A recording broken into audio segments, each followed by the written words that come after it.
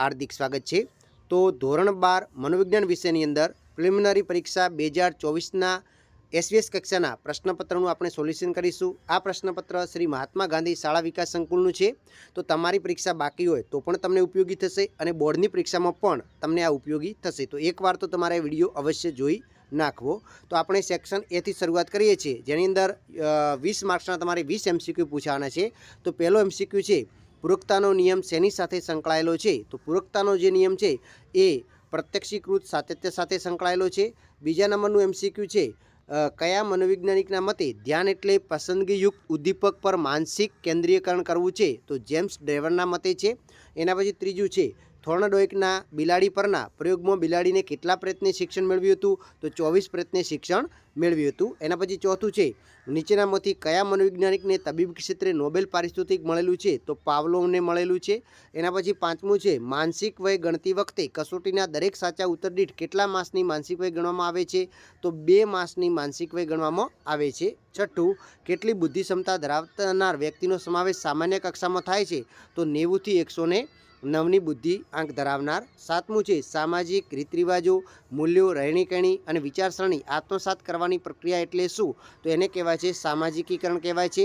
એના પછી આઠમું છે, માનવીના વિચાર, વાણી, વર્તન, રીતભાત અને જીવનશૈલી પર વધુ અસર કરતું પરિબળ કયું છે? તો એની અંદર આવે છે સમૂહ માધ્યમ આવે છે। એના પછી 9મા નંબરનું એમસીક્યુ છે, તો કે મનોભારના ઉદ્ભવ સ્થાનોને કેટલા પ્રકારમાં વહેંચી શકાય છે? તો કે 3 પ્રકારમાં વહેંચી શકાય છે। 10મું, માનસિક રીતે સ્વસ્થ જીવન જીવવા માટે વ્યક્તિએ શેમાં પરિવર્તન કરવું પડે છે? તો જીવનશૈલીમાં પરિવર્તન કરવું પડે છે। 11મું છે, હિમશિલાનું ઉદાહરણ કયા ખ્યાલ સાથે સંબંધિત છે? તો ચેતન અચેતન મન સાથે સંબંધિત છે। 12મા નંબરનું જોઈએ તો નૈતિક મૂલ્યનું ધોરણ નીચું હોવું તેવું વર્તન અસાધારણ છે। આ વ્યાખ્યા કોણે આપેલી છે? તો આ વ્યાખ્યા આપેલી છે જેસી કોલમેને આપેલી છે। 13મું જોઈએ, મનોવિશ્લેષણાત્મક અભિગમ સાથે કોનું નામ સંકળાયેલું છે? તો સિગમન્ડ ફ્રોઇડનું સંકળાયેલું છે।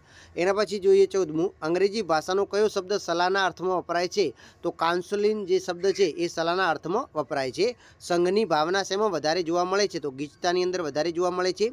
16મું જોઈએ, રેફ્રિજરેટરમાં કયા વાયુનો ઉપયોગ થાય છે? તો ક્લોરોફ્લોરોકાર્બન એટલે કે સીએફસી વાયુનો ઉપયોગ થાય છે। 17મું, જે સાધન દ્વારા વિજ્ઞાપનનો ફેલાવો થાય તેને શું કહેવામાં આવે છે? તો તેને માધ્યમ કહેવામાં આવે છે। 18મું, નીચેનામાંથી કયું વ્યવસ્થાપકનું મૂળભૂત કાર્ય છે? તો આયોજન એ વ્યવસ્થાપકનું મૂળભૂત કાર્ય છે।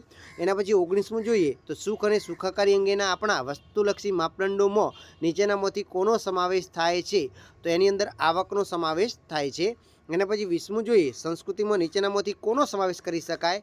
તો કે એ બી સી 3નો સમાવેશ કરી શકાય, સામાજિક મૂલ્યો, સામાજિક ધોરણો અને સામાજિક નિયમો, આ 3નો સમાવેશ થાય, એટલે કે એ બી સી એટલે ઓપ્શન નંબર ડી આવે છે। હવે આપણે સેક્શન બી ની વાત કરીએ તો એની અંદર ટૂંકા પ્રશ્નો છે, 10 માર્ક્સના પૂછાવાના છે।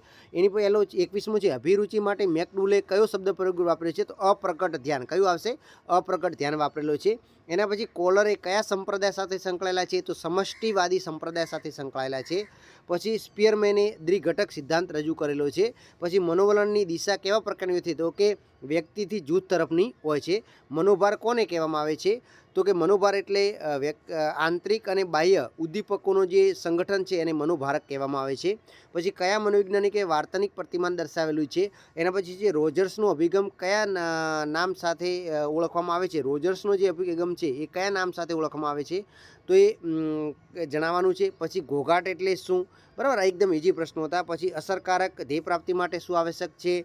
કયા મનોવૈજ્ઞાનિકોએ માનવીના સારાપણા અને અનોખાપણા પર ભાર મૂક્યો છે? સેક્શન સી 2 ગુણના પ્રશ્નોની વાત કરીએ તો ચિત્રકાર અને નાટ્યકાર નિર્દેશકો દૂરના અંતર માટે કયા સંકેતોનો ઉપયોગ કરે છે અને કેમ કરે છે? સાપેક્ષ કદ સમજાવવાનું છે।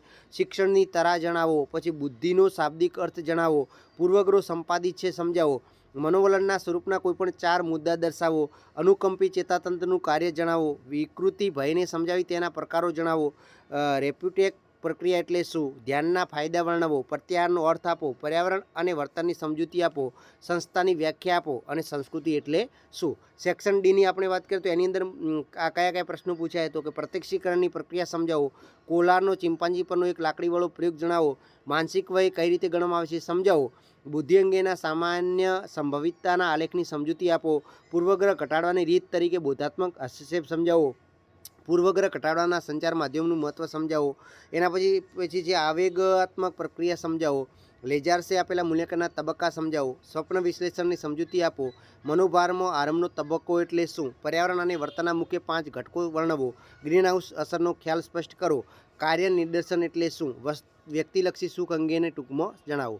પછી 5 ગુણના સેક્શન ઈના પ્રશ્નો જોઈએ તો દ્રષ્ટિ સંવેદનની વિગતે સમજૂતી આપો, ધ્યાનનો અર્થ આપી તેનું સ્વરૂપ જણાવો, કોહલારે ચિંપાંજી પર કરેલા પ્રયોગો જણાવી 2 લાકડીવાળા પ્રયોગ સવિસ્તાર જણાવો, સિટી માર્ગને દર્શાવેલી શિક્ષણની વ્યાખ્યા આપી તેની વિસ્તારથી સમજાવો, પ્રતિભા સંપન્નતાના લક્ષણો વર્ણવો, માનવ વર્તન પર પર્યાવરણની અસરો જણાવો. તો આ પેપર તમને ટેલિગ્રામ ચેનલ ઉપર પણ મળી જશે. તો આગળ જઈ અને તમે PDF ફાઇલ અલગ અલગ જિલ્લાના અલગ અલગ SVS કક્ષાના પેપર મેળવી શકો છો અને બોર્ડની પરીક્ષાની અંદર પણ તૈયારી કરી શકો છો.